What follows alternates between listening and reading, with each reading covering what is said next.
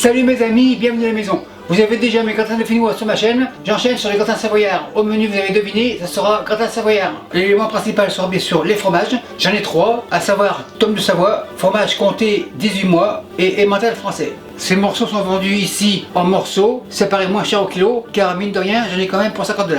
Le bouillement sera avec de la crème champêtre 15%. Certains l'appellent crème épaisse, mais celle-ci à 15%, donc pas trop épaisse. Et cette crème sera parfumée avec des noix de muscade râpées, les voilà, et de l'ail. Sans oublier bien sûr les pommes de terre. Celles-ci sont les pommes de terre à chair jaune, qu'on appelle aussi les pommes de terre à purée, donc très farineuses. Le ménage sera très facile, on va commencer par le fromage. Il est très froid, genre 1 degré, donc ferme, facile à râper. On commence par la tome de Savoie, on va intercaler les morceaux pour faire un pré-mélange.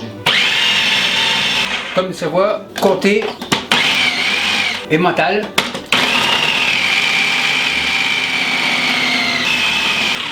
On termine par l'emmental, le comté bon. Le fromage est râpé, couvercle plonge, lame plonge et le fromage dans le bol. Le bol est là, impeccable, le fromage dans le bol, il ne reste plus rien, la machine à la plonge. On mélange grosso modo, impeccable, et le fromage au frais. Maintenant on passe à la crème. Râpe, noix de muscade et on râpe.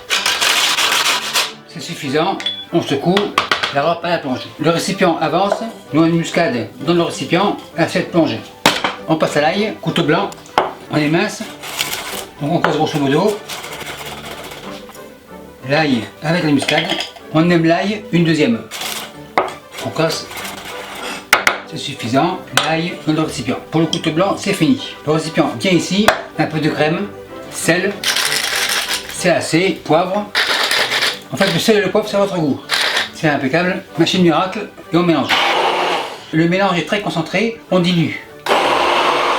Il n'y en a plus, impeccable, machine, on débranche, machine secoue.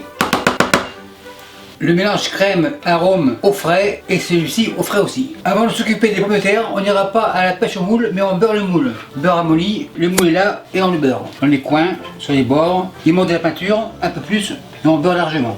On s'assure que la peinture soit partout, impeccable, pinceau à la plonge et le beurre au frais. Ceci fait pommes de terre, passoire ici, on les égoutte. J'en ai certainement un peu de trop, mais c'est pas grave, on fera le purée avec le reste. Les mains sont sèches, on opère. Pommes de terre ici, assez jaune, mandoline comme ça. Et on les coupe assez fines, genre chips. Pommes de terre fines, c'est-à-dire un genre comme ça. On enchaîne, impeccable. Avant que l'assiette jaune soit pleine, on dresse un rescapé, on dresse comme ça, on chevauche légèrement. Ce n'est pas la peine que ce soit vraiment parfait, car on a faim. Et on continue. Les rescapés, comme toujours. Tout le monde est là, on enchaîne.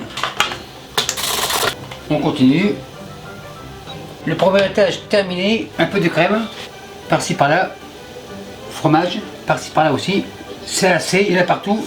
Et on commence le deuxième étage. Deuxième étage, même système. On chevauche, on égalise. Il en manque, on continue. On continue. On rectifie le tir et on enfonce, Alphonse. Super nickel. Crème à mi-hauteur. Fromage, par-ci par-là. Bien sûr, j'en ai trop, mais ce sera pour plus tard. La deuxième couche terminée, on passe à la troisième. Et on opère. On met tout, pile poil, le compte est bon. Assiette plonge. On écrase un petit peu de crème. Le compte est bon, impeccable, le récipient à la plonge. À ce stade-là, le gratin est prêt à aller au four. Mon four a été préchauffé à 350 degrés Fahrenheit. Le gratin ici, on va l'emballer comme un cadeau. Film. Le film c'est fini. Le film, on le colle sur les parois. N'ayez crainte, ce film au four ne risque rien. Papier aluminium par-dessus. En fait, le film évitera à ce que l'aluminium s'oxyde au contact de la nourriture. Donc, on ferme comme ça, bien hermétique. Pour éviter que ça explose, une cheminée couteau noir, comme ça. Maintenant au four. Et je vous reviens dans 1 heure. Après 1 heure, double gant, c'est hyper chaud. Le gratin comme ça. Vérification, papier aluminium, on le retire. Donc il est clair que mon film n'a pas fondu. Et la cheminée a empêché l'explosion. Donc on le retire. Attention, c'est hyper chaud. Donc vous voyez mon film est intact. Pomme de terre jaune, couteau jaune. Légère résistance, c'est presque cuit. À ce stade-là, un peu de fromage. Bien sûr, cette recette est pour les montagnards, pas pour les secrétaires en talons aiguilles. Et vu qu'il manque environ 15 minutes de cuisson, les gants reviennent et le gratin au four. Et je vous reviens dans 15 minutes. Après 15 minutes, ça devrait être prêt. Feu éteint. En effet, c'est prêt. C'est gratiné, belle couleur. On veut goûter. En effet, c'est super cool, bien cuit. Le gratin, on le réserve. On va le faire reposer quelques minutes car il est vraiment trop chaud pour l'instant. Pour ceux qui travaillent en talent aiguille dans les bureaux, le plan B sera la garniture une salade. En l'occurrence d'épinards, vinaigrette, moutarde. Celle-ci est une moutarde à l'estragon, cuillère verte, une cuillère. Cuillère à la plonge, moutarde au frais, un peu de sel, un peu de poivre, vinaigre, un quart, huile d'olive, 3 quarts, machine miracle, on mélange. C'est assez. Machine miracle, c'est fini. On goûte, impeccable. On réserve.